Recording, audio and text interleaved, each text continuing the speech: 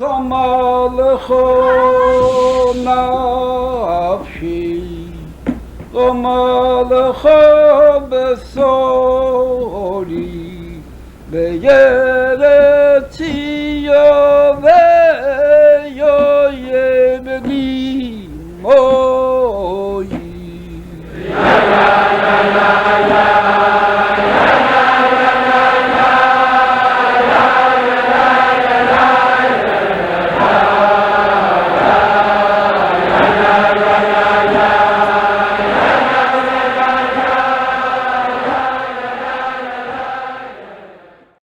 Alors avec l'aide de Dieu, on va étudier aujourd'hui ce jour très particulier puisque c'est le jour de la Hiloula du Harizal, à Kadosh, qu'on surnommait le lion de Tzfat.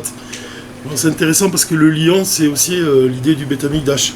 Et comme on a étudié aussi, c'est que le 5 du mois de Av, donc c'était aujourd'hui, le chiffre 5 qui représente le niveau de Yechida, de l'essence de l'âme, et le mois de Av lui-même c'est le 5e mois de l'année. Donc il y a 2 fois le chiffre 5, on pourrait dire Yechida, Sheba Yechida, l'essence de l'âme qui est dans l'essence de l'âme. Et ça s'accorde bien avec le Harizal.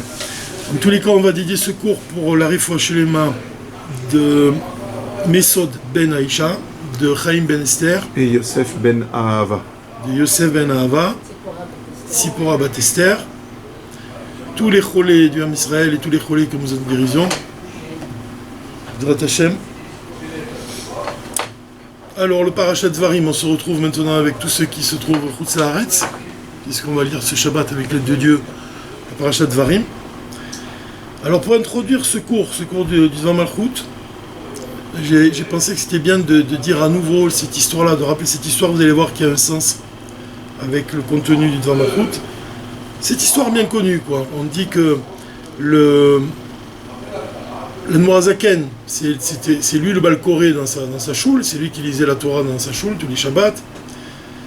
Et son fils, il avait l'habitude d'écouter la Torah de son père. Et un jour où il était absent, c'était la paracha pendant laquelle on dit toutes les malédictions, que Dieu nous en préserve en fait. Qu'est-ce qui s'est passé? C'est qu'il s'évanouit. Et il avait l'habitude que ce soit son père, et son père avait été remplacé par une autre personne. il s'est mis à pleurer, non? Il s'évanouit quand même. Alors, c'est intéressant de comprendre pourquoi il s'évanouit.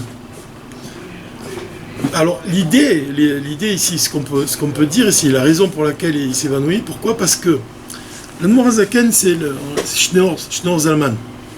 Shneor, c'est 2 lumières. C'est la lumière de la partie révélée de la Torah et la lumière de la partie profonde de la Torah. Et quand il nous enseigne une chose, l'Admorazaken, il la dissocie pas de son aspect profond.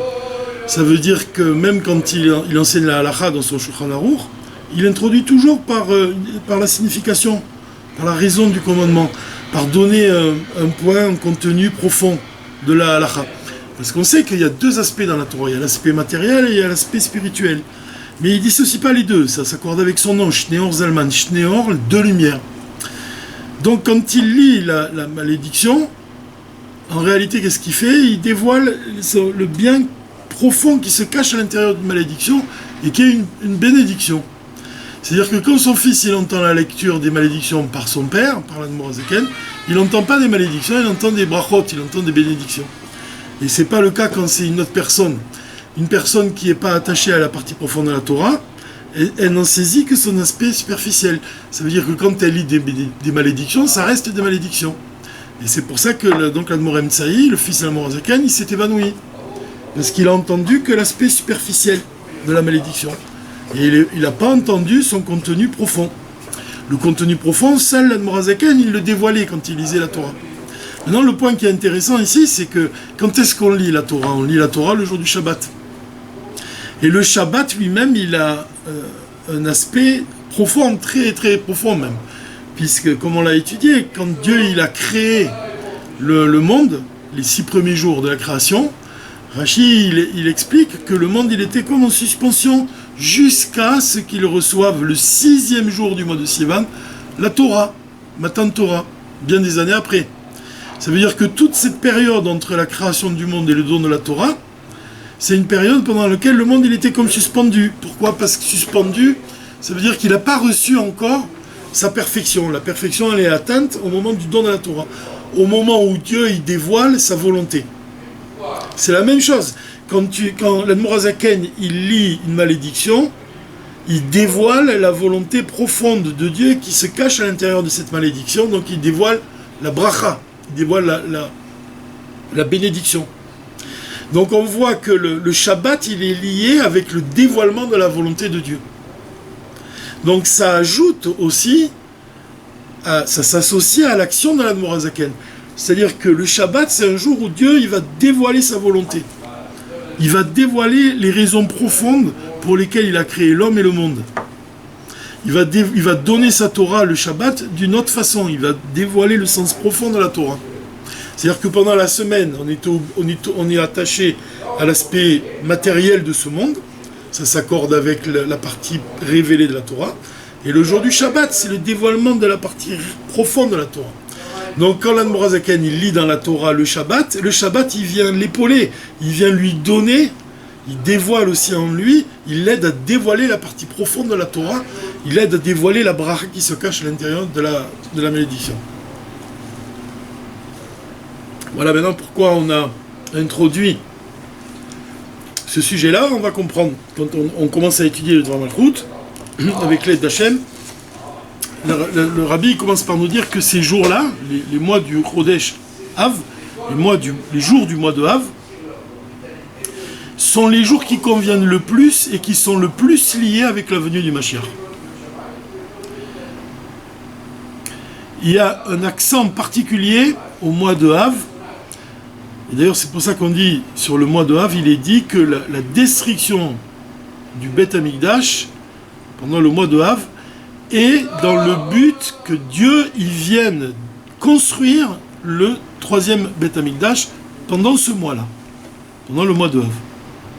C'est pour ça qu'on a l'habitude d'appeler ce mois-là le mois Menachem Av, pour mettre l'accent sur le fait que tout ce qui se passe pendant ce mois, il se transforme en bien, à l'idée Nechamat HaGeoula, par la consolation de la délivrance. Menachem Av, Menachem, ça vient de Nechama, la consolation du mois de Av, c'est la consolation qui va être apportée par la venue du Mashiach et la reconstruction du troisième temple. Donc on pourrait même dire que Menachem Av, j'avais pensé, l'année dernière quand on a donné le cours de Malchut, j'avais pensé qu'on pouvait dire que Menachem Av, c'est quoi? C'est le père de Menachem, c'est Rabbi Levi Yitzhak, c'est le père du Rabbi. Et cette année, j'ai pensé que Menachem Av, on pourrait dire que Menachem Av, c'est qui? Le père miséricordieux, c'est Hachem. Menachem Av, on pourrait l'expliquer comme ça aussi. Dire que c'est une allusion, ça béni soit-il. Toujours est-il que pendant tous ces jours du mois de Av, le 9 du mois de Av, donc ça sera ce Shabbat, il est lié et il convient de manière particulière à la venue du Mashiach. Alors on raconte que le jour où le Beth Amikdash a été détruit, il y a une vache qui a meuglé, une vache qui appartenait à un juif, elle a meuglé en Eretz Israël à 2 reprises. Et quand ce juif-là, il a demandé à son ami d'expliquer la chose, il lui a répondu, le premier meuglement, il était, puisque la raison du premier meuglement, c'est la destruction du temple. Et le second meuglement, c'était au moment où le roi Mashiach est né. Et donc elle a meuglé 2 fois, la première pour la destruction du temple et juste après pour la naissance du Mashiach. Donc voilà, c'est ça le point qui est donné ici, c'est que le 9 du mois de Av, c'est vrai que c'est la destruction du temple, mais c'est aussi la naissance du Mashiach. On pourrait expliquer ce double événement par l'exemple que donne la Chassidoute, c'est le Maggid de Mezrich qui a expliqué que dans la création elle passe toujours par un état de néant. C'est-à-dire que l'exemple qu'il donne, c'est une graine. Quand tu plantes une graine dans la terre, la graine d'abord elle se putréfie, et après qu'elle se soit putréfiée, qu'elle ait disparu, qu'elle se soit vraiment détériorée dans la terre, elle donne naissance à un arbre ou à une plante. Elle est porteuse d'un fruit.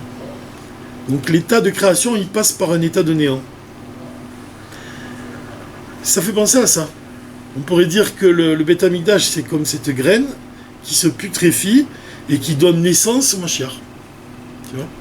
Et c'est l'idée que ces deux événements, ils semblent liés de la même façon.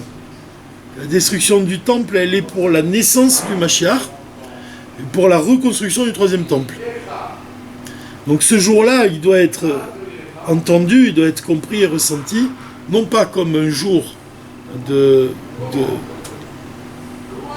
tristesse et de deuil, mais comme un moment d'espoir et de joie, puisqu'il il représente vraiment la délivrance. Alors c'est aussi ça, c'est pour ça que le rabbi il cite ici que pendant le 9 du mois de Av, le Midgaber Mazo Shemer HaMashiach, puisqu'on sait que le jour de naissance d'un homme, son Mazal Igover, donc le jour du Tisha B'Av, c'est le Mazal du Mashiach qui domine dans le monde. C'est pour ça que le Harizal, ici, il dit que au Tisha B'Av, pendant la prière, on dit Nachem, la console. Il s'adresse à Dieu, on lui demande de consoler. Kevan Sheaz Nolad HaMashiach Shenikra Menachem. Nachem, c'est donc l'allusion dans la prière, c'est l'allusion au Mashiach qui s'appelle Menachem. Alors ces niveaux-là qui sont supérieurs et qui se réalisent tous les Tisha B'Av, dans tous les ans, de chaque génération, ne repoussent pas, même quand ne sont pas repoussés même quand le jour du Tisha B'Av il tombe le jour du Shabbat, comme cette année. Au contraire, c'est seulement le Tzom, le jeûne, qui est repoussé. Ve'elu betisha b'av atzmo shechal b'Shabbat nisharim rak amaalot lidat hamashiach b'yom zeh.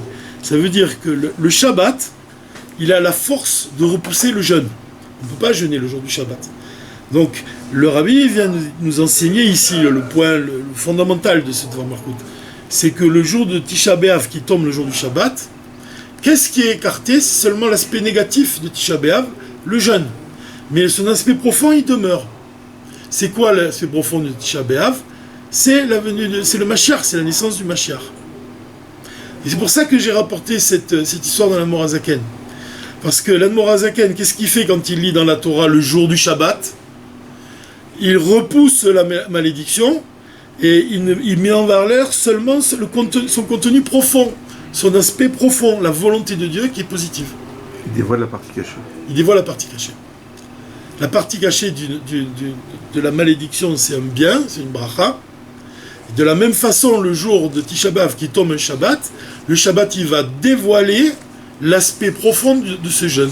L'aspect profond de ce jeûne, il n'est pas lié à la destruction, il est lié à la naissance du Mashiach. Donc le Tisha B'Av qui tombe le jour du Shabbat, ça incarne la venue du Mashiach. Tout simplement, c'est la délivrance. C'est un jour qui est, comme il vient de dire le Rabbi, qui est propice et qui est lié de manière intime et étroite et vraiment très profondément à la venue du Mashiach. Donc les aspects négatifs sont définitivement repoussés. Alors l'Arabie, il dit que quand on jeûne, quand le jour d'un jeûne il tombe le jour de le Shabbat, le Tisha B'Av il tombe le jour du Shabbat, s'il est repoussé, autant le repousser complètement. Seulement la halakha elle n'est pas comme lui, mais dans les temps futurs c'est ce qui va se passer. L'obscurité sera changée en lumière. Les jours de jeûne deviendront des jours de joie. Ça veut dire que si le Mashiach il n'arrive pas aujourd'hui, mais le jour de Shabbat, alors le lendemain, même pas, le jeûne il est repoussé définitivement. C'est ça le point le plus important ici. De comprendre que le Shabbat il a la force de repousser l'aspect négatif du jeûne pour n'en garder que son aspect profond. Et l'aspect profond de chaque jeûne, on a vu ça aussi pour le jeûne du 17 Tammuz, c'est la volonté de Dieu, c'est être Hatson, c'est la volonté profonde et cachée de Dieu. C'est ce qu'on a dit au sujet du Shabbat. Le Shabbat, il vient dévoiler la dimension profonde de la Torah. Surtout en particulier, à quel moment? Au moment de la Seuda Shishi. Et là, de la même façon, au moment de la Seuda Shishi, le jour de Tisha B'Av, qui tombe le jour du Shabbat, c'est un moment qui est proche de la Seuda Shishit, où on mangera du Léviathan et du Shorabar. La Seudat Mashiach, qui aura lieu pendant le moment de la délivrance. C'est une allusion directe à ce moment-là. Parce qu'en plus, la naissance du Mashiach, c'est au moment de... C'est à quel moment c'est? C'est au moment de la prière de Mincha. Donc c'est entre Mincha et Arvit, c'est Razin des Razin, comme il dit le Harizal, c'est le dévoilement des secrets de la Torah. C'est le moment où se dévoile le plus l'essence de l'âme juive. De la même façon, comme on va le voir, le jour de Kippour, pendant la prière de la Neila, c'est un dévoilement de Yechida, un dévoilement même de l'essence de l'âme juive. Au même moment, la Neila. Donc on pourrait faire le chidouche suivant, dire que la Seouda Mafseket, la Seouda Shishi, quand on va manger la Seouda Shishi, au moment du Shabbat, si ma chère ne vient pas avant, donc c'est au moment du Mincha de Shabbat, c'est la Seouda Mafseket, c'est le repas qui va arrêter l'action de manger et de boire. Et on entre à ce moment-là dans le jeûne, qui a été repoussé aujourd'hui 10. Donc il commence à ce moment-là. Mais pourquoi pas, d'après ce qu'on vient à la lumière de tout ce qu'on vient de dire que on pourrait dire plutôt que c'est la Seouda Tamafseket à Galout. Que cette Seouda-là, c'est elle qui va interrompre l'exil d'Israël Hashem. Donc tous ces niveaux-là supérieurs, même c'est seulement le Tzom qui est repoussé, et à Tisha B'Av Vatzmo Shechal B'Shabbat Nisharim Rak Amalot. Donc ce jour de Shabbat, il ne reste que les niveaux supérieurs de ce jour. Lidat HaMashiach Be'amze, la naissance du Mashiach en ce jour-là. Magam She Shabbat Tisha B'Av Nikret B'Shem. Shabbat Razon. Ça aussi. Le Shabbat qui tombe de Tisha B'Av, comment il s'appelle? Le Shabbat Razon. C'est quoi Razon? C'est la vision. Pourquoi? Parce que ce Shabbat-là, Marim Lekol Echad Et Bet Amigdash Mirachok. Parce qu'on montre à chaque juif, on lui montre une vision du Bet Amigdash. De loin. De loin, Mirachok. Intéressant parce que c'est lié avec le Tanya d'aujourd'hui. Pourquoi? Parce que dans le Tanya d'aujourd'hui, comme ça, il y a écrit comme ça. Certes, il est écrit que ma faute se trouve constamment face à moi. Et le roi David dit que ma faute soit constamment devant moi, face à moi. Cela ne signifie pas qu'il faille être sans cesse triste et humilié, ce qu'à Dieu ne plaise, puisque un des versets dit « Fais-moi connaître la joie et l'allégresse et soutiens-moi d'un esprit généreux ». De plus, on doit être en état permanent de teshuva supérieur, laquelle est très joyeuse, comme on l'a vu. C'est précisément pour cela que ce verset dit « Face à moi », ce qui évoque ces autres versets, et toi tu te tiendras en face. Et ils camperont tout autour, face à la tente du témoignage. Et Rashi explique « à distance ». Mirachok. Là, ils se tenaient, les Juifs, à distance de la tente du témoignage. Mirachok. Ça fait penser un peu à ça. Mirachok, se tenir à distance. Qu'est-ce que ça signifie d'après Rachid d'être se tenir à distance? Cela signifie simplement que l'on doit rejeter l'orgueil, être humble devant tous les hommes, en conservant face à ses yeux le fait que l'on a commis une faute devant l'Éternel. Donc d'une certaine manière, quand ici on parle de la vision Shabbat Razon que Dieu il nous donne du Beth Amikdash, qu'on nous montre le Beth Amikdash de loin, si on établit un lien avec le commentaire de Rashi, on pourrait dire que il y a ici une prévention, un enseignement qui nous est donné pour nous apprendre que le Beth Amikdash, il doit nous inspirer vraiment l'humilité. Parce qu'en plus, on sait que Dieu il a créé le corps de l'homme à partir de la terre sur laquelle allait être construit le Beth Amikdash. Le corps de l'homme, il est formé à partir de la terre qui supporte le Beth Amikdash. Et le Beth Amikdash représente l'endroit où Dieu il se révèle. Donc le corps lui-même, la matière lui-même, elle est imprégnée de cette soumission. C'est lié avec ça, le fait que Dieu il nous montre le Beth Amikdash de loin, ça nous rappelle à cette humilité, à cette soumission qu'on doit connaître constamment. Mais ce qui n'empêche que on doit avoir en même temps que ce sentiment d'humilité, le désir de s'élever toujours, d'être ambitieux. C'est pour ça qu'il dit que même la teshuva, la plus élevée, teshuva ilaha, elle est réalisée dans la simcha. C'est pas une contradiction avec la simcha. Parce qu'il y a deux sortes de teshuva. La Teshuvah du mois des Louls, c'est quand le roi est dans les champs, c'est la Teshuvah Tata. Ça, c'est le fait de regretter nos péchés. Mais la Teshuvah Ila, supérieure, c'est le fait que l'âme elle retourne à sa source. C'est son attachement avec Dieu. Donc ça exprime une profonde joie. La joie la plus profonde. Le désir le plus profond de chaque juif, qui est lié avec cette joie. Donc sur quelques mots, peut-être, qu'est-ce qu'il dit au sujet de le fait de voir de loin, d'avoir cette vision du Beth Amikdash de loin.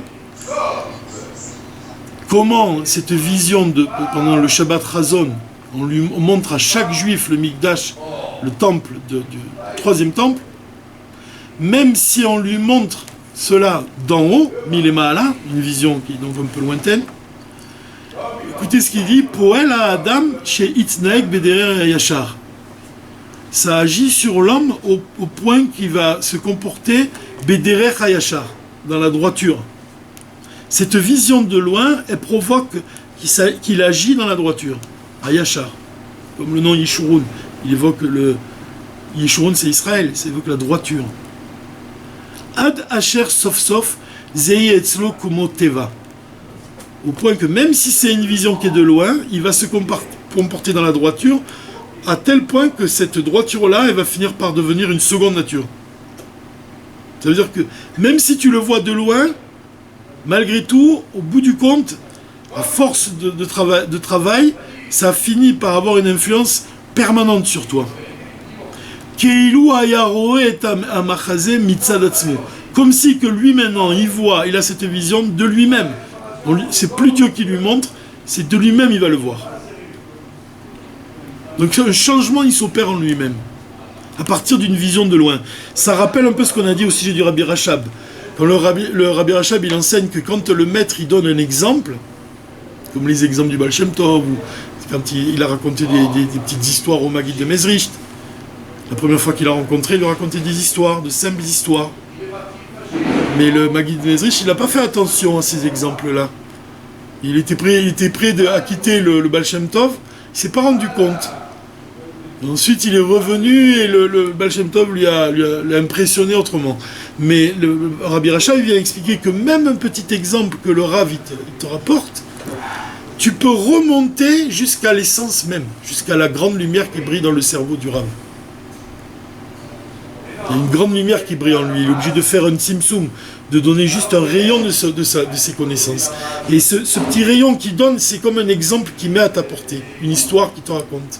Mais à partir de cette petite histoire, tu peux remonter jusqu'à la source. Ça veut dire que cet exemple aussi, c'est quelque chose qu'on te montre, c'est comparable à cette vision du temple qu'on te montre de loin. Mais malgré tout, cette vision qu'on te montre de loin, tu peux remonter jusqu'à la source et tu peux avoir après toi-même ta propre vision du temple. Ça fait penser au fait que dans les temps futurs, même on dit Eshetraï la Teret Bala, une femme virtueuse, elle devient la couronne de son mari. Voir quelque chose de loin, c'est prendre du recul. Mais c'est comme un exemple qu'on te donne. Si le Rav il te donne un exemple, c'est une histoire, il prend du recul par rapport à lui-même, il te donne juste... Et toi-même, tu as du recul par rapport à l'essence elle-même qui est cachée. Mais ce recul-là, il est nécessaire au départ. Sans le recul, il n'y a pas de dévoilement. L'exemple, il est nécessaire. Le tzimtzum, qu'est-ce qu'il veut dire par là, la conclusion du Rabbi Rachab? Le tzimtzum, c'est le dévoilement. C'est le dévoilement d'une chose. On ne doit pas comprendre le tzimtzum comme le fait que Dieu il voile sa lumière. Il voile sa lumière pas pour te la cacher, mais pour te la dévoiler, justement. Donc cette vision qu'on a du temple de loin, c'est elle qui va te permettre ensuite d'avoir une vision qui va venir même de toi-même. Alors le sujet de l'éternité du temple, le troisième temple, chez Unitzri, l'orak mitzad inyano shel hamikdash, il n'est pas seulement éternel de par ce qu'il est lui-même, c'est le troisième temple, avalgam mitzad haolam, mais même du point de vue du monde, chez Unimtsabo, dans lequel le Beth Amikdash se trouve, qui mitzay gilou la hatzmut, parce que du fait que l'essence divine elle se dévoile, on sait qu'à Havaïe, Imloch Olam Vaed, Dieu il règne à tout jamais. Chez Azman, chez Inyano ou Shinui, le temps lui-même, qu'est-ce que c'est le sujet du temps? C'est les changements. Le temps, il s'accorde avec les changements. Un homme, il vieillit, il change avec le temps. Ou Atzmon a assez nitzri, mais le temps lui-même, il va devenir éternel, ou blikvul. Ça veut dire que l'éternité du temple, on doit parler aussi de l'éternité du monde. Même le temps lui-même, il va devenir éternel. Velachen. C'est pour ça que quand on montre à un juif le temple, le troisième temple, dans la vision donc de ce Shabbat Razon, chez Unitzri qui est éternel, Gam Mitzad Amata, Nif'al Bemele Beyehudi Aeder Hashinui. Qu'est-ce que ça va provoquer chez ce juif? L'absence de changement, Gam Mitzido, même de son point de vue. C'est-à-dire, Haché, Gam Mitzad Gufo Venafsho, que même son corps et son âme animal, même de leur côté, ils vont s'élever dans ce chemin d'Erer Hayashar, dans ce chemin droit. Et ça va devenir une seconde nature. Ça veut dire que l'éternité du temple, elle est liée aussi aux changements qui vont intervenir en l'homme, aux changements par rapport à son âme animale. Donc par rapport à sa nature, qui l'incite vers de l'autre côté de la sainteté, ça va être transformé. De la même façon que le temps il va changer, il va être plus soumis au changement. De la même façon, même son âme animale, elle va plus être soumise au changement, mais elle va être transformée dans la lumière de la Kedusha. Donc ça, c'est pour ce qui concerne la vision du temple qu'on a à ce moment-là, au moment de ce Shabbat.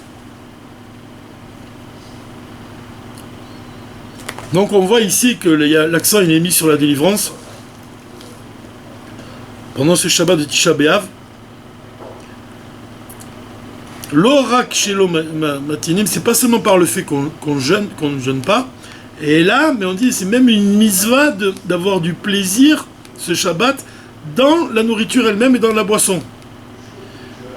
C'est pas seulement que les choses négatives elles sont repoussées ce jour-là, mais au contraire, c'est une mitzvah de se réjouir be'achilat basar et de manger de la viande grasse et de boire du vin vieux. Alors c'est pour ça que la raison à cela, c'est que comme c'est un jour de jeûne, que comme on a dit, un jour de jeûne dans sa profondeur, c'est la volonté de Dieu. La Chen Begoula, même dans la Géoula, ces jours-là, ils seront transformés en des jours de Sasson et de Simra, en des jours d'allégresse.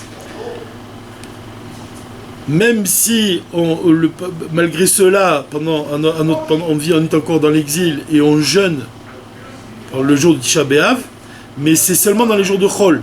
Mais quand le Shabbat il tombe le jour de Tisha B'Av, alors on repousse toutes les choses négatives au lendemain. Et le jour du Shabbat, il ne reste seulement que le bien profond et intérieur de ce jour-là, et le Tov, et c'est mis par l'accent que pendant cette Seudat Shlishit, qui est liée avec la Géoula et le Beth Amikdash Shlishit. C'est pour ça qu'on mange et on boit pendant Shabbat de Tisha B'Av, et le jeûne est repoussé au lendemain. Et c'est pour ça que le Rabbi il vient citer ici la parole des sages au sujet de Yom Kippour. Tout celui qui mange et qui boit le 9 du mois de Tishri, la veille de Kippour, Allah vakatuv keilo, c'est la Torah elle le considère comme si qu'il avait jeûné le jour du 9 et le jour du 10. Ça veut dire quoi? Ça veut dire qu'ici le Rabbi il va établir un lien entre le jour de Tisha B'Av, qui tombe le jour du Shabbat, et le jour de Kippour. Parce que la veille de Kippour, le jour du 9, le 9 au soir, le rêve Yom Kippour, à la fin du 9e jour, le jour qui précède donc le 10 du mois de Tishri, c'est Kippour. Ce jour-là, c'est une mitzvah de manger et de boire le soir, la veille de Kippour. On doit manger, on doit boire.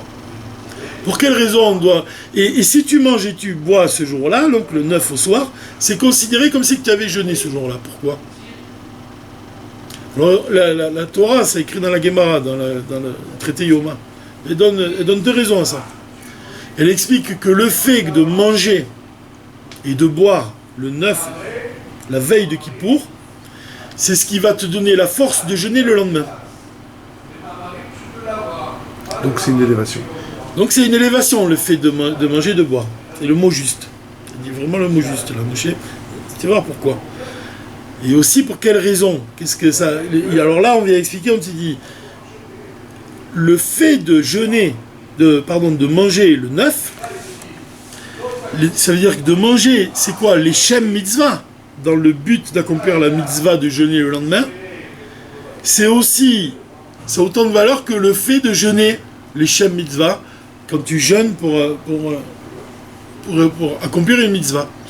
Bien qu'il y a un avis qui vient de dire, une svara qui vient de te dire, que c'est plus élevé le jeûne, puisque tu dois conquérir ton Yetzirah, tu dois conquérir ta nature. Malgré tout, c'est comme tu manges dans le but d'accomplir une mitzvah, ça a autant de valeur que le jeûne, et c'est pour ça que ça t'est compté comme un jeûne. Alors comme nous-mêmes, ça c'est le jour du 9 Tishri, et qui précède le jour de Kippour, le 10 Tishri. Mais comme le jour de Tisha B'Av, on voit, comme qui tombe le Shabbat, le 9 aussi, c'est une mitzvah de manger et de boire, et encore plus que d'habitude, et que ça précède le jour du jeûne du 10, comparable au jour de Kippour, alors le fait de manger et de boire, ça t'élève à un niveau supérieur. C'est ça l'idée qui est donnée ici. Ça t'élève à un niveau supérieur. Spirituel même. C'est aussi indispensable de jeûner dans ce cas que de manger dans ce cas. Voilà, c'est l'idée qui est donnée. Mais l'idée de manger ici... Mais il y a une logique là-dedans aussi, parce que si tu veux faire un jeûne correctement, il faut que tu manges avant. C'est la première raison qu'on a donnée. Ah oui. C'est aussi une raison. Le fait de manger, c'est pour justement ne pas avoir de difficulté à faire le jeûne le lendemain. Faire 2 jours de jeûne de suite, ce serait impossible. En plus, c'est interdit de jeûner la veille d'un jeûne. C'est interdit de jeûner. Justement pour cette raison-là que tu dois manger. C'est pas une mitzvah de jeûner 2 jours de suite comme ça. L'idée c'est d'être fort, c'est pas d'être faible. C'est ça, l'idée c'est d'être fort. Voilà. Alors l'idée c'est de pouvoir accomplir le jeûne, mais aussi cette idée-là que tu jeûnes les Shem Mitzvah. Donc ça t'est compté comme un jeûne. Et donc tout ce que tu vas manger et tout ce que tu vas boire, ça va te conférer une élévation. Donc comme c'est Shabbat, c'est une Seudat mitzvah de manger. Et le lendemain, c'est une mitzvah de jeûner. Alors tu vois ici exactement. C'est équilibré en fait. Mais tu vois aussi quelque chose d'important par rapport à ça. C'est que tu vois la ressemblance entre le Tisha B'Av et le jour de Kippour. Le 9 du mois de Av et le 10 du mois de Av, et le 9 du mois de Tishri et le 10 du mois de Tishri. Pourquoi ? Parce que ce sont 2 jeûnes qui se ressemblent, puisque ce sont 2 jeûnes qui commencent la veille. Mais c'est plus que ça maintenant. Parce que si on dit qu'on regarde que l'aspect profond du Tisha B'Av, c'est la naissance du Mashiach. Et la naissance du Mashiach, à quoi il correspond, Mashiach ? Le Adam Rishon, il correspond à Chaya. Si tu bas vers le haut. David Améler, il correspond au niveau de Nefesh. Ruach, ça correspond à Eliyahu Hanavi. Neshama, ça correspond à Moshe Rabbeinu. Chaya, ça correspond à Adam Arishon. Et Yechida, ça correspond au Mashiach. Donc le Mashiach, il représente le niveau de Yechida, de l'essence de l'âme juive. Donc la naissance du Mashiach, elle est liée avec Yechida, c'est évident. Ça, le Rabbi, il explique longuement dans le Inyana Shetorah Chassidut cette sikha qu'il a prononcée le jour du Yutet Kislev. Il explique vraiment qu'est-ce que c'est Yechida. C'est lié avec le Mashiach. C'est le dévoilement de Yechida, c'est le dévoilement du Mashiach. Donc ça, c'est le jour du 9 Av. Et le jour de Kippour, c'est quoi ? Tout le jour de Kippour, il y a 5 prières le jour de Kippour. C'est les 5 niveaux de l'âme, c'est le 5e niveau de l'âme. En plus, c'est pour ça que j'ai mis l'accent aujourd'hui. Le 5 Av, c'est le 5 du mois de Av, c'est le 5e mois. C'est l'Aïoula du Harizal. Donc tu vois, c'est vraiment une allusion à Yechida aussi. C'est pour ça qu'il dit que tout le mois de Av, il est lié avec la venue du Mashiach. Mais ici, même quand tu vois le jour de Kippour, que lui-même il y a 5 téphilotes, Donc le jour de Kippour, c'est un dévoilement de l'essence de l'âme juive. En particulier à quel moment? Au moment de la Neila. Naoul, la chante Naoul, que Dieu il s'enferme, il verrouille les portes, il s'enferme avec l'Assemblée d'Israël. Ça veut dire quoi, il s'enferme avec l'Assemblée d'Israël? Qui dévoile le lien entre lui-même et l'Assemblée d'Israël. C'est quoi ce lien? C'est Yechida, justement.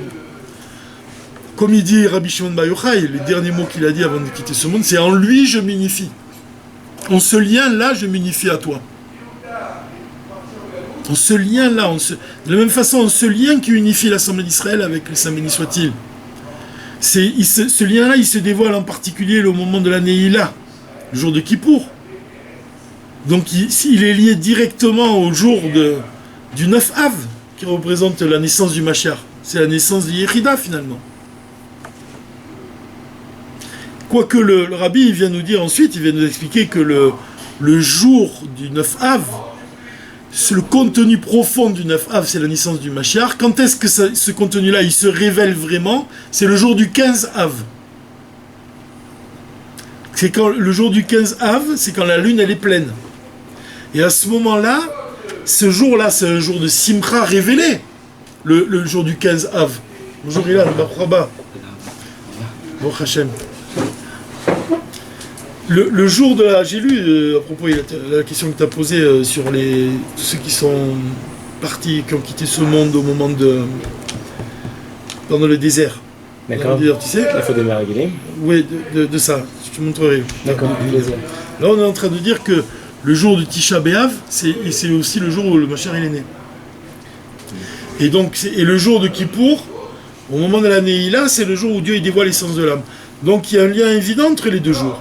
Mais le contenu profond de Tisha B'Av, quand est-ce qu'il se révèle? Quand Tisha B'Av, il tombe pas le jour du Shabbat, comme cette année. Il tombe un jour Chol. Alors, il se révèle le contenu profond. Il n'y a pas le Shabbat pour le dévoiler, ce contenu profond. Donc, il se révèle le 15 du mois de Av.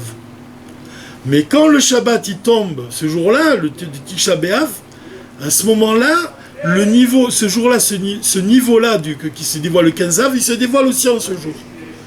Il se dévoile ce jour de Shabbat, du Tisha B'Av, c'est le niveau c'est l'essence de l'âme juive, de Yechida, qui est incarnée par le Mashiach, qui se dévoile à l'image du jour de Kippour, de tout le jour de Kippour. C'est pas seulement au moment de la Neila. Tout le jour de Kippour, il est inspiré par l'essence de l'âme juive.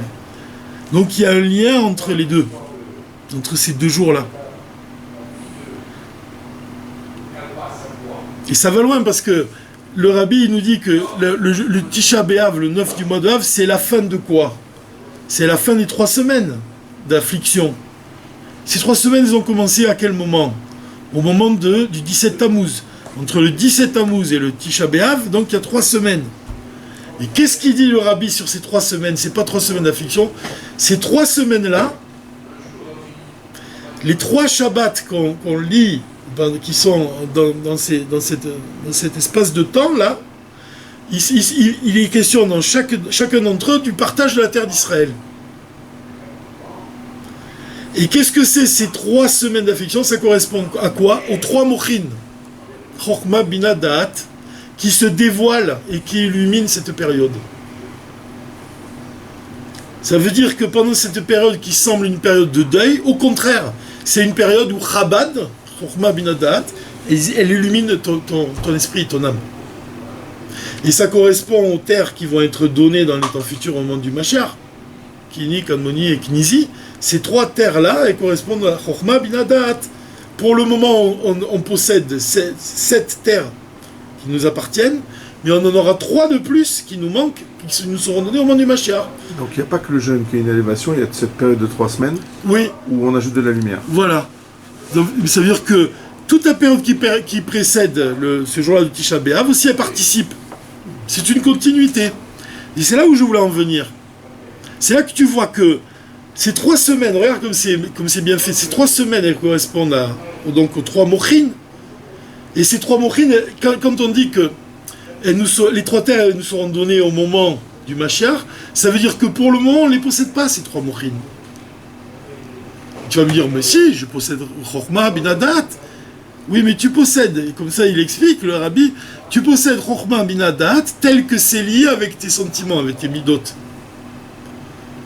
Ça veut dire que dans le Tanya, on t'explique que quand tu commences à étudier le Tanya, la première chose qu'on t'explique, c'est que le Mourazakan il nous enseigne, c'est que au moyen de la Chokhma qui est appelée le père, Av, Chokhma c'est le père, Bina c'est la mère, c'est le raisonnement, Chokhma c'est l'idée première, et le Da'at c'est l'union entre le père et la mère qui donne naissance aux émotions. Ça veut dire que tu vois le lien qui existe entre l'intellect et les sentiments. Par le fait de réfléchir, de méditer profondément une chose, tu fais naître un sentiment dans le cœur. Donc il y a un lien entre Chabad et le cœur, et les sentiments qu'il y a dans le cœur. Ça, pour le moment, cette connaissance de Chabad, ces forces de l'intellect, on les connaît.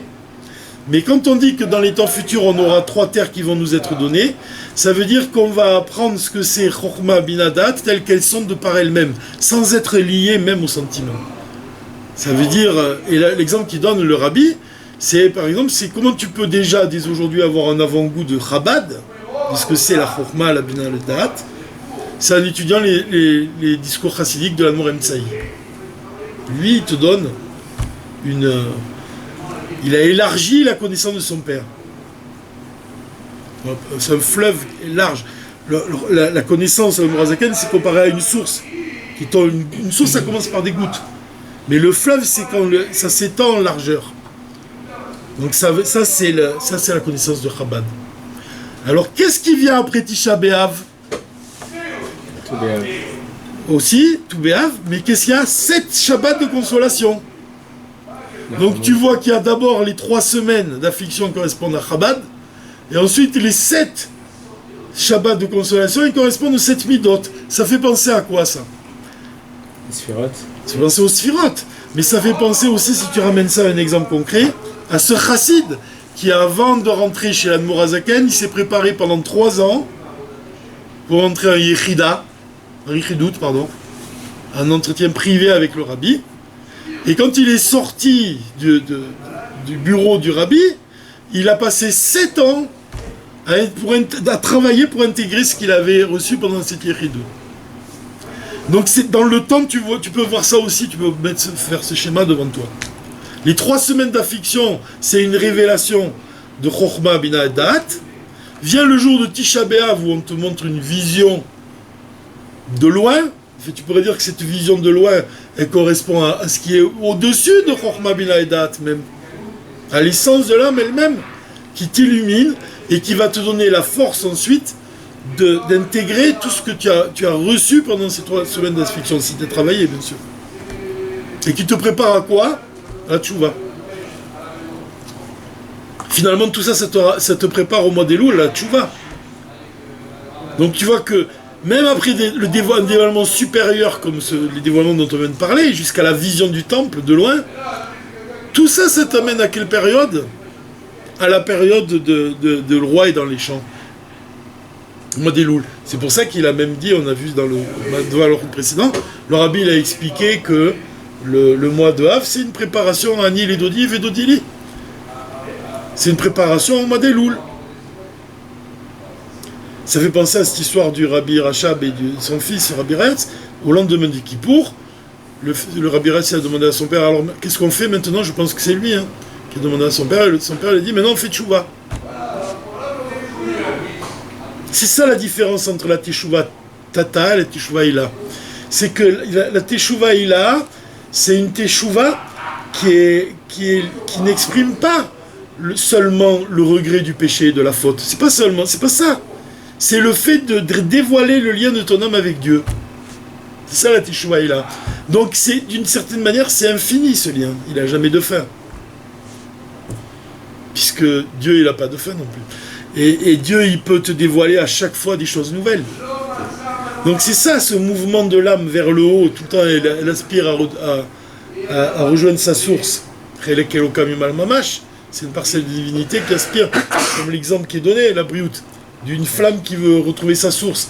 Mais ça veut dire quoi qu'elle veut retrouver sa source? C'est qu'elle a assoiffé, qu'elle veut entendre des enseignements. D'ailleurs, cette soif de Dieu, elle s'exprime dans le fait que le Rabbi ici nous dit que la paracha qu'on lit, ça c'est fort aussi. Puisque si tu me dis que le Mashiach il est né au moment de Mincha de Tisha B'Av, qu'est-ce qu'on lit comme paracha au moment de Mincha de Tisha B'Av? Va être Hanan. C'est la paracha qu'on lit. Qu'est-ce que c'est va être Hanan? C'est Moshe qui a imploré Dieu et qui a fait combien de tfilot? 515 tfilot. C'est la gematria de va être Hanan, 515. Là j'ai remarqué, je suis en train de réfléchir là-dessus, que le mot Teiko, c'est la valeur numérique de 516, je ne crois pas me tromper, 516. Et on dit que si jamais Moshe il avait pris une fois de plus, c'est la valeur numérique de Teiko, alors il serait rentré en Eretz Israël. Alors qu'est-ce qu'on apprend de va être Hanan? Qu'on doit apprendre de Moshe de demander encore pour rentrer immédiatement en Eretz Israël de la Géoula. Même si Dieu lui dit arrête, c'est pas la peine de continuer, j'accéderai pas à ta demande, il continue. Tu vois un peu cet acharnement-là, c'est ça Admatai. Le rabbi nous demande, merci beaucoup Moshe, c'est que le rabbi nous demande toujours qu'on doit exprimer ce désir Admatai. Admatai, finalement, c'est le désir de l'âme. C'est le désir de l'âme, c'est pas seulement le désir personnel de chacun qui s'exprime. C'est pas seulement ça, c'est son désir le plus profond. Quand le rabbi nous demande de dire Admatai, il nous dit de dévoiler notre désir le plus profond, le plus intérieur. C'est ce désir-là, cet attachement de l'âme avec Dieu qui nous demande d'exprimer. Pas seulement de l'exprimer par un cri, mais aussi que ce cri-là, il brille dans nos pensées, qu'il brille dans nos paroles, qu'il brille dans nos actes. Donc on voit le rapport qui existe entre le jour de Kippour et le jour de Tisha B'Av. Alors regardez qu'est-ce qu'il nous dit le rabbi au sujet de Kippour. Qu'est-ce que c'est Kippour? Puisque c'est la même chose finalement. Kippour et Tisha B'Av. Le travail particulier de Yom HaKippourim, du jour de Kippour, c'est un jour de l'année, c'est Avodat Idgalut Yechida chez Banefesh. C'est de dévoiler l'essence de l'âme. Bekol Metziut Adam, dans toute la réalité du monde, de l'homme. C'est-à-dire qu'il doit dévoiler ce qu'il y a de plus divin, de plus abstrait, dans ce qu'il a de plus matériel et de plus concret. Notre existence, elle est plate, elle est concrète, elle est matérielle. Mais tu dois dévoiler l'abstrait dans la matière. T'imagines? C'est ça la chassidoute. C'est la connaissance de ce qui est divin, mais c'est pas seulement la connaissance, c'est d'impliquer cette connaissance-là dans ta vie. De faire descendre quelque chose qui n'a pas de mesure dans une chose qui a des mesures. À l'exemple de l'arche. L'arche, tu pouvais la mesurer et en même temps, elle ne prend pas de place dans le Kodesh HaKodashim. De la même façon, tu dois intégrer des choses qui sont au-delà des mesures, des choses qui sont... comme on dit, même Dieu, il n'a pas de début, il n'a pas de fin, mais il n'a pas de début non plus. Ça, c'est encore plus difficile à comprendre même, qu'il n'a pas de début. Comment on peut intégrer une idée pareille dans ta vie? Les maasés. Les poils mamash. De manière concrète, comment on peut intégrer des idées aussi abstraites, aussi fines, aussi subtiles, dans une vie matérielle et grossière? Mais comme c'est une idée infinie, ouais. C'est peut-être cachot avec le fait qu'on dit que Kippour c'est le jour le plus joyeux du calendrier. Alors c'est peut-être lié à une joie de l'infini, je ne sais pas. Évidemment que c'est la joie de l'infini, c'est comme ce qu'on appelle la joie de l'infini, c'est ce qu'on vient de dire. C'est le lien de l'âme avec Dieu. C'est pour ça que la teshuva supérieure, elle doit être faite dans la simcha. Quand tu fais la teshuva et que tu regrettes tes fautes, c'est pas de la simcha, c'est de l'amertume. Mais la teshuva qui est liée avec le lien de toi-même avec Dieu, c'est la joie. Plus tu sens ta source, plus tu... Et d'ailleurs, ça s'exprime par c'est ça le oneg Shabbat, le plaisir du Shabbat. Donc ce serait une joie infinie alors? C'est une joie infinie. Oui, c'est une joie infinie. Mais le oneg Shabbat, c'est un avant-goût de ça. Puisque le oneg Shabbat, c'est quoi? Dieu, il dévoile sa volonté profonde. C'est la connaissance de la volonté profonde de Dieu qui va provoquer la joie. Vraiment. C'est ce que j'ai essayé de faire comprendre. Des fois, quand je rencontre des gens qui trouvent des échappatoires, tu vois, qui vont par exemple fumer de la drogue, pour avoir des plaisirs. Un plaisir. Ils croient que ça les détend, ils croient que ça leur donne une joie. Mais c'est pas du tout ça, la joie. Mais c'est même pas vrai de dire que ça me procure un plaisir, ça me détend. C'est même pas vrai, ça ne détend pas. Ça ne procure pas de plaisir. C'est faux, c'est un leurre, c'est un mensonge. Le vrai plaisir, il provient de la connaissance de Dieu, justement, de la connaissance de sa volonté. Et pour connaître ce plaisir-là, il faut travailler. Donc c'est pas je roule une cigarette et je mets un peu de trucs dedans et je fume et c'est immédiat. Ça, il n'y a aucun travail là-dedans.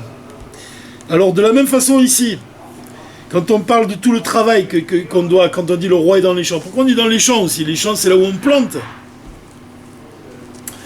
Alors regarde, Zohi Avoda Miyuchedet de Yom Kippourim, c'est ça le travail particulier de Yom Kippour, c'est quoi? C'est le dévoilement de Yechida Sheba Nefesh. Bekol Metziut Adam, dans tout l'homme. Car Sheroim Begalou Isha Yehudi ou Davar Echad Imakadosh Baruch Hu. C'est là qu'on voit que un juif, il fait un avec Dieu. C'est marrant parce qu'ici il dit Nitzotz Boré. Il a une étincelle du Créateur.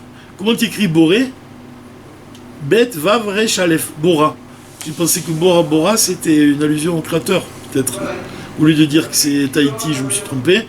La Bora Bora c'est une allusion au Créateur, mais il est vraiment caché là-bas. Comme on a donné l'exemple du volcan, je ne sais pas si tu étais là.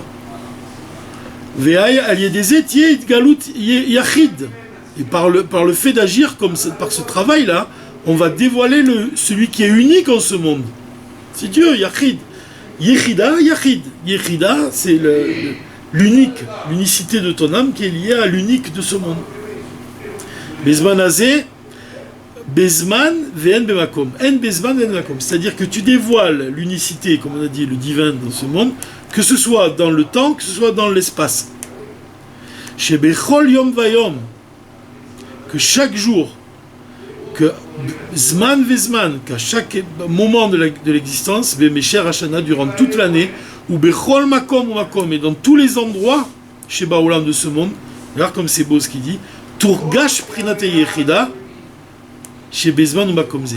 On ressentira le niveau de Yechida qui se trouve dans cet endroit et en ce temps-là. Comme il dit le Rabbi Renatz, chaque moment, tu dois en saisir le contenu profond.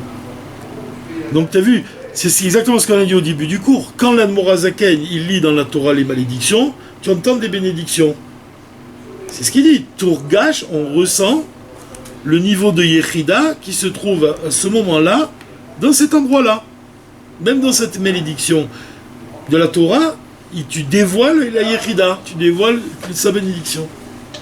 Parce qu'en réalité, chaque malédiction, c'est une bénédiction cachée. Comme il dit, autre part, il dit que l'obscurité, c'est quoi?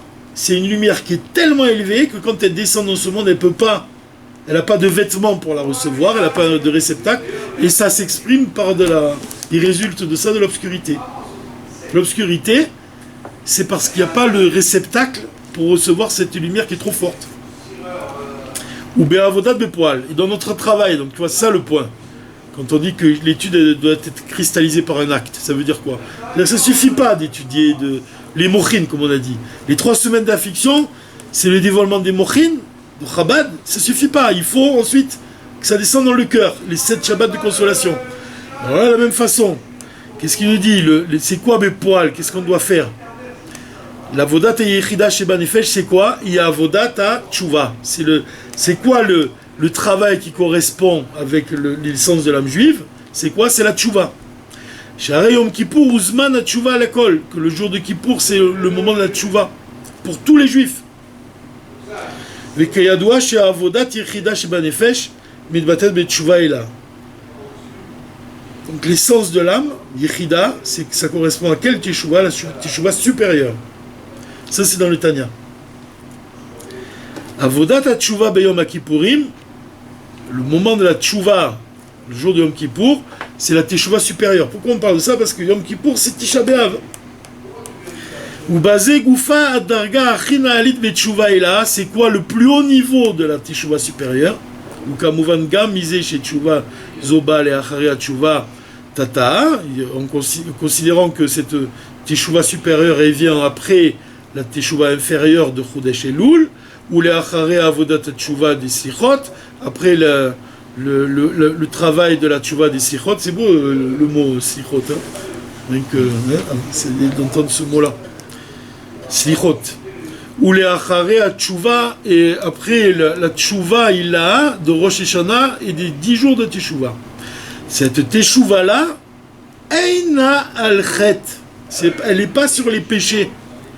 Et là, Ve'aruach tashuv el elokim asher nitnatna.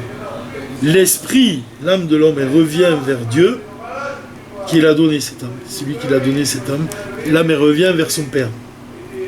C'est ça la tchouva, à son plus haut niveau. Ça veut dire quoi? Dvekut aneshama beshorsha ou mekora. Tu vois, le lien de l'âme avec sa source, avec sa racine. Mais la reine teshuva zo, alors comme ça c'est important, c'est pour ça que cette teshuva, la teshuva est là, idafka besimcha. Elle est dans la joie. On l'a dit au début. Et c'est aussi le Tanya d'aujourd'hui. Comment il dit? Ein amechuvan liot tamid atsev nivze chaz v'shalom. Cela ne signifie pas qu'il faille être sans cesse triste et humilié, puisque on doit être en état permanent de teshuva supérieur, teshuva est là, laquelle est très joyeuse, comme on l'a vu. C'est le Tanya d'aujourd'hui. Il n'y a pas de tchouva dans la tristesse. Si, il y a une teshuva dans l'amertume. L'amertume, mais pas la tristesse. Pas la tristesse, ça c'est pas une teshuva. La mériroute. Alors il dit Dafka besimcha rabba, dans une grande joie, la mériroute, bravo. Vezoé avodat mitzad yechida sheba nefesh. C'est ça le travail de la yechida sheba nefesh, c'est la simcha, une grande simcha. Dvekut aneshama beshorsha. Donc c'est la mériroute qui mènera à la simcha. Oui, aussi. Même le rabbi dans un discours chassidique, il dit ce sont les larmes de Teshuvah qui provoquent les larmes de joie de la Géoula. Dima. Et on avait trouvé un chidouche, qu'on avait dit que la valeur numérique du mot larme, dima, c'est la même valeur numérique que nigun. Le nigun. Et le nigun c'est pareil. Tu as des niguns qui sont mélancoliques et tu as des niguns qui expriment la joie. La limite qui existe entre la joie et la mélancolie, elle est ultime, elle est fine. Gilouy itkashrut aneshama belokut. Le dévoilement du lien de l'âme avec le divin. Velachen yana shel tshuva ilaha ou à Torah. Alors qu'est-ce que c'est la teshuva supérieure? C'est quoi qui la caractérise le plus? C'est la Torah. C'est lié avec la simcha, avec la tshuva. Ou basé goufa aluchot acharonot. Et dans la Torah, on parle de quoi? Des deuxièmes tables, dernières tables, qui ont été données quel jour? Le jour de Yom Kippour. Les secondes tables, elles ont été données à Moshe le jour de Yom Kippour. Torah beofen de kiflaim et toshia. She'arei al yedei ha-Torah naaseh kudesha berichu ve'Israël kol echad. La Torah, elle unifie Israël avec Dieu. Et c'est pour ça que le Rabbi Shimon Bar Yochai, avant de quitter ce monde, il a dit en ce lien-là, en lien de Yechida, je m'unifie à toi. Finalement, quand on dit que dans le Zohar, il y a écrit que Dieu, Israël et la Torah ne font qu'un, mais plus profondément encore, tu peux dire l'essence divine, l'essence de la Torah et l'essence de l'âme juive ne font qu'un. En ce lien-là, en ce lien de l'essence de l'âme, je m'unifie à toi, je retourne vers toi. Valpizé yesh lomar adiouk basé chez Yom Kippourim uzman tshuva la kol. Dire que le jour de Yom Kippour, c'est un jour de teshuva pour chaque juif. Kevan shegilu prinat yechida shebe Yom Kippourim ou la kol ha-Yehudim. Donc ce niveau-là, il est à la portée de chaque juif. Alors l'Admour HaMitzaï, qu'on parlait tout à l'heure, il a parlé de Rosh Hashanah. Il a expliqué comme ça. Il a dit de Rosh Hashanah, Chosrim kol de Adevarim et les Kadmutam. Chaque chose, elle revient à sa source, à son état antérieur. Et les enfants d'Israël se réveillent et ils attirent une Amshacha Hadasha, une nouvelle lumière, le jour de Rosh Hashanah. Écoute, ça c'est très beau, essaie de ne pas t'endormir. Ils attirent une lumière nouvelle, Mipnimiut Ta'anug, qui vient de la profondeur du plaisir divin. Prinat Ta'anug Apashut, le plaisir Apashut. Quand on dit Pashut, ça veut dire qu'il est lié avec l'essence du plaisir. Tu vois, c'est pas un plaisir qui est composé, c'est pas un plaisir qui a une raison. C'est le plaisir Apashut. Dire ça, on attire ce plaisir-là au moment de Rosh Hashanah, les enfants d'Israël. chez Beatzmuto et Barer, qui vient de l'essence de Dieu. Et de ce plaisir dérive tout l'enchaînement des mondes, découle tout l'enchaînement des mondes. C'est quoi? Pnimiut Aketer, ça s'appelle. C'est-à-dire le plaisir divin, plaisir de Dieu. Jusqu'à que l'enchaînement des mondes, il va dispenser une lumière même qui va descendre dans ce monde qui est le plus matériel et le plus grossier. Olam Hazeh Agashmi. En d'autres termes, à Rosh Hashanah, Nimshechet Amshacha Chadasha, il y a une nouvelle lumière qui descend dans ce monde, Miprinat Yechida chez les Mahala. C'est-à-dire qu'il y a le niveau de l'essence, il y a Yechida dans l'âme, mais il y a aussi il y a Yechida universel. Ça correspond à la Séphira de Keter. Donc Yechida, elle va inspirer au monde une nouvelle lumière.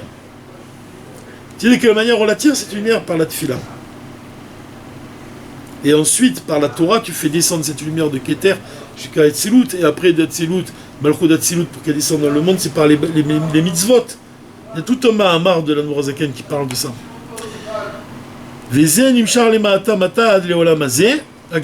Donc tu fais descendre, comme on a dit, comme une bracha qu'on fait descendre. Et d'abord, Dieu il fixe à Rosh Hashanah une bracha, elle est dans le monde d'Etzilut, et ensuite par tes bonnes actions, et grâce à la bracha du Kohen, grâce à la force du Shabbat, tu fais descendre cette bracha qui est dans le monde spirituel, de monde en monde, jusqu'à ce que cette bracha elle se matérialise dans ce monde matériel. L'homme, il participe à la création, il est associé à Dieu. Il fait descendre la lumière divine dans le monde. Chez Adam Arishon, Paal Beyom Beriato. C'est ce que Adam Arishon, il a agi le premier jour où il a été créé, le Rosh Hashanah Arishon, le premier Rosh Hashanah. Il a invité toutes les créatures, et alors entre parenthèses il y a marqué Domem Tzomeach Vechai, les inanimés, les rochers, les pierres, les plantes, les arbres et les animaux, toute la création, il a invité à se prosterner, à bénir Dieu qui nous a créés. Et cette action-là, elle a été accomplie Bekoach Eyoto Domé le Yechida Shel Maala, par le fait que Adam, ça vient de quoi? Adam et Elion. Adam, c'est lui qui ressemble à Dieu.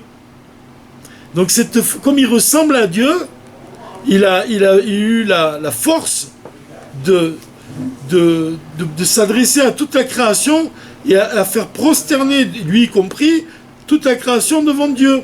C'est par son attachement, parce qu'il ressemble à Dieu, c'est surtout parce qu'il est attaché à Dieu, qu'il est proche de lui, qu'il est obligé de se prosterner devant lui, et qu'il est obligé de faire prosterner les autres.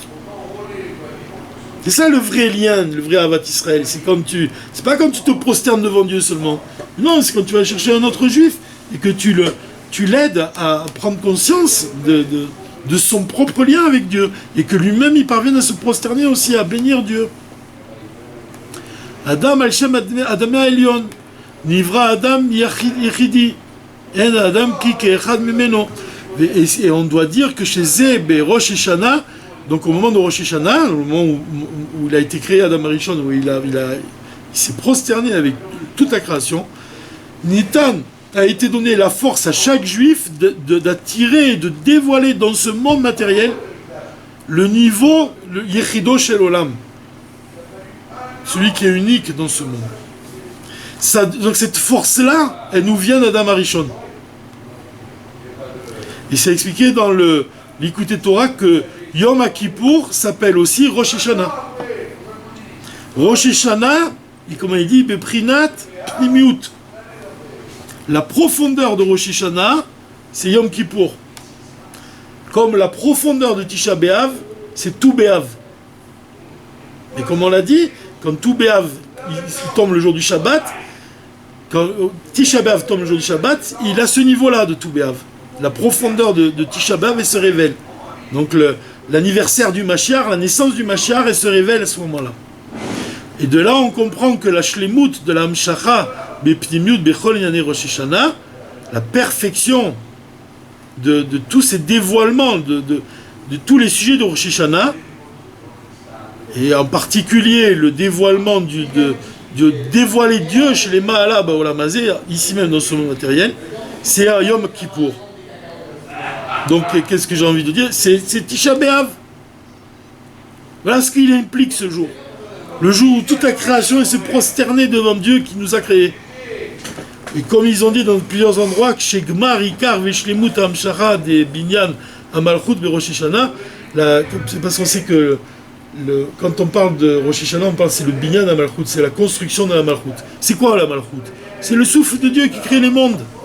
La construction du souffle de Dieu qui crée les mondes. Ça veut dire la mise au point de ce souffle, puisqu'on attire une nouvelle lumière dans ce monde. Donc ce nouveau souffle, il vient de tes prières à toi. C'est toi qui as le pouvoir de provoquer que Dieu il va souffler la Géoula. Il va envoyer la Géoula par ce souffle. Parce qu'on dit que dans le Tanya, c'est dit que l'âme, Dieu il a créé d'un souffle qui vient de sa profondeur. Et quand tu souffles de ta profondeur, c'est plus fatigant que quand tu parles. Quand tu parles, tu souffles aussi, tu sors de l'air. Mais c'est pas aussi fatigant qu'un souffle qui est profond. C'est-à-dire que c'est Rabbi Shimon Yochai qui a dit ça, que l'âme elle vient du pnimiuton, la profondeur du souffle de Dieu. Mais c'est quoi la profondeur? C'est quoi sa volonté la plus intérieure à Dieu? C'est la venue du Mashiach. Donc, donc tu comprends que Binyan Malchut, c'est quoi? C'est pour ça que ça s'appelle Dvar Malchut. Parce que dans le Dvar Malchut, le Rabbi il nous apprend à construire la Malchut. Laquelle? De provoquer ce souffle-là qui contient la délivrance. Et il est à Yom Kippour, donc Tisha B'Av, Kevan Shaz, I Amitit Agilouy Teleatid Lavo. Yom Kippour, donc c'est le dévoilement véritable du temps futur, le niveau de Oneg à Atzmi, l'essence du plaisir de Dieu. Shenaale Miachila Veshtia, qui est plus élevé encore que la nourriture et la boisson. Bedugmat Olam Haba, à l'exemple du Olam Haba où on ne mangera pas. Il n'y a pas d'achila, il n'y a pas de shtia. Ça, mon fils hier, il n'était pas content, il m'a demandé quoi, on ne mange pas. La Géoula, pourtant, il a dit qu'il y aura des bonbons sur les arbres et tout. Je dis non, ça, t'inquiète pas. Mais on va faire une pétition pour qu'on garde les arbres et tout. Gilouy, Prinat Yechida, les Mata. Tu vois, le Gilouy, le niveau de Yechida, les Mata. Juste, moi j'avais envie, mais bon, on va pas trop dépasser. Mais il y a aussi ici, dans le Dvar Malchut, il parle de la Séouda, le Amafseket, qui correspond à la Séouda de Shishit, qui correspond à quoi? À la Séouda avec le Mashiach, et où on va manger du Léviathan et du Shorabar. Et là-dedans, il parle aussi de... Peut-être qu'on en parlera la semaine prochaine, c'est avec l'aide de Dieu, enfin peut-être sera en France, mais je sais que tu es à la Tzara là-bas, et que tu amènes toutes les lumières partout où il faut. Amen. Mais en tout cas, on en parlera. Et il dit, ce qui est intéressant, c'est qu'on va manger du Léviathan et du Shorabar. De la viande et du poisson, comme tous les Shabbats. Donc tous les Shabbats, c'est une allusion au Léviathan et au Shorabar. Mais il parle ici, il cite le Likutei Torah, ou le Torah Or, sur la Paracha Shmini de la Morazakan, où il explique que le Léviathan, ça correspond au Tzaddik, comme le Harizal, celui qui est occupé à unir les mondes entre eux. C'est Léviathan, c'est un poisson. Et le Shorabar, il correspond au Tzaddik qui est occupé à la partie matérielle de la Torah, à l'accomplissement des mitzvot. C'est l'aspect matériel. Donc il explique, il dit que malgré tout, les deux sont importants. L'un, il élève l'autre. C'est ça quand on dit que le Léviathan, il fait la Shrita au Shorabar, et le Shorabar, il fait la Shrita au Léviathan, ça veut dire que l'un, il élève l'autre à un niveau supérieur. On a besoin des deux. Le tzaddik qui est occupé de spirituel, et le tzaddik qui est occupé des mitzvot. Donc la partie révélée de la Torah, la partie profonde de la Torah. L'union entre les deux. Ça, c'est le Morazaken. Shneor, ces deux lumières-là. Et ça, c'est précisément le sujet de la Séouda Mafseket, qui précède le jeune Shabbat. C'est comme ça que j'avais dit, Bezrat Hashem, que cette Séouda Mafseket, on l'appelle la Séouda Mafseket à Galout. Bezrat Hashem, qu'elle arrête le Galout avec l'aide de Dieu, que ce soit vraiment la Géoula. Amen. Shabbat Shalom. Shabbat Shalom.